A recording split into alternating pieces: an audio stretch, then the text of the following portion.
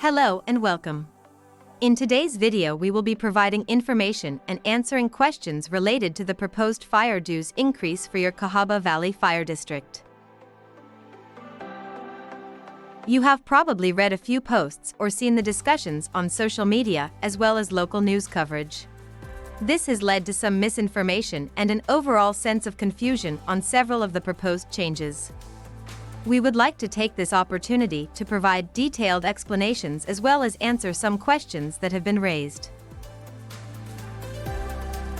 On Tuesday, March 21st, the Cahaba Valley Fire and EMR District is requesting that the community approve a change to the service charge schedule.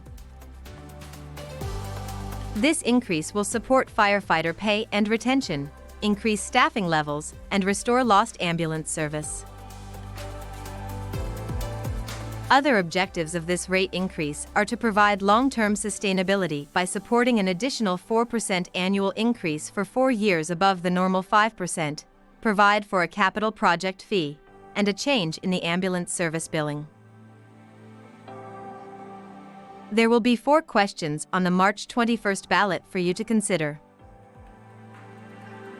Each question on the ballot will be voted on individually. Let's now explain each item on the ballot. Question 1 will read as follows. The Cahaba Valley Fire and EMR District Board proposes a change to the service charge schedule to support retention of firefighters with competitive pay, provide appropriate staffing levels to meet the community needs, and restore previous ambulance service. This proposed change will be a $125 increase for all residents and a 23.5% increase for commercial, apartments, and other properties. The fee per residential structure as posted includes the proposed $125 increase. This service charge schedule can also be found on our website under 2023 election and will be posted at the polling place. This question is presented this way by direction of legal counsel and the probate judge.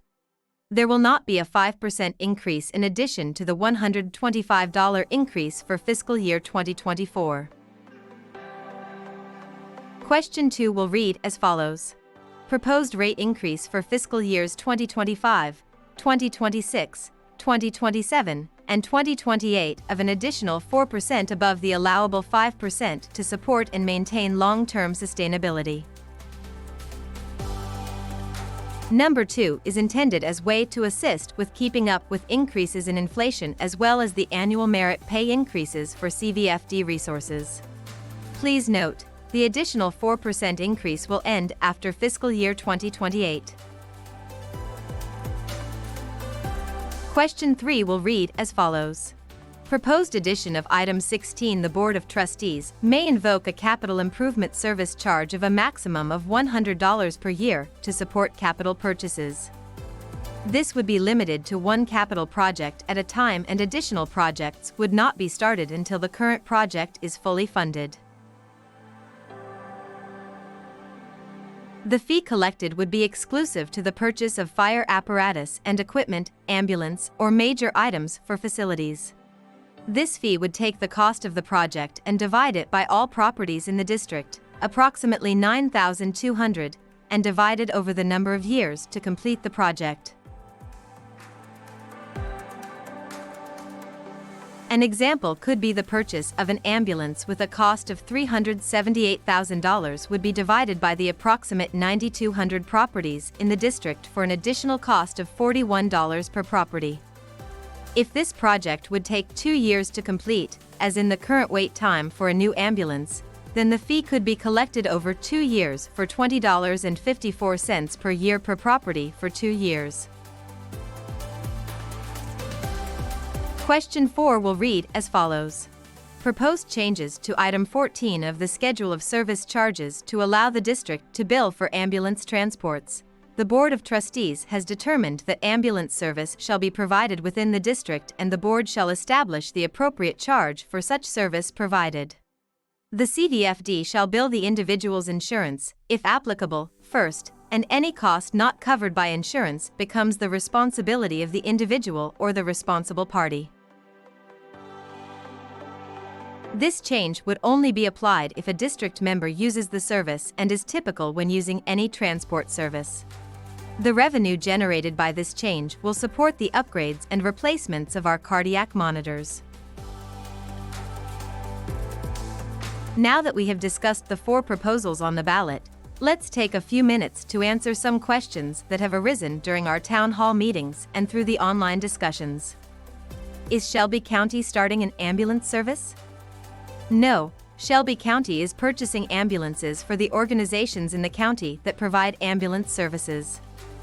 Cahaba Valley Fire District will be on the list to receive an ambulance, but the time frame is not set as to when we will be receiving one.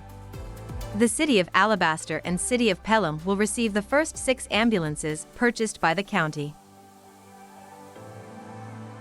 Is the capital fee going to be used to build a fire station in Brook Highland? No.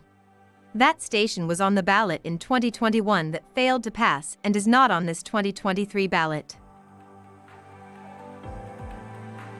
In conclusion, we hope we have provided some clarity and useful information as you prepare for the March 21st vote. Members of the Cahaba Valley Fire District will be at the polling place on Election Day to provide any additional information or explanations. Also, please feel free to contact the CVFD administration or stop by any fire station at any time leading up to Election Day. CVFD. Compassion, valor, faithfulness, and dedication to our communities. Thank you for your continued support of your Cahaba Valley Fire and Rescue. See you at the polls.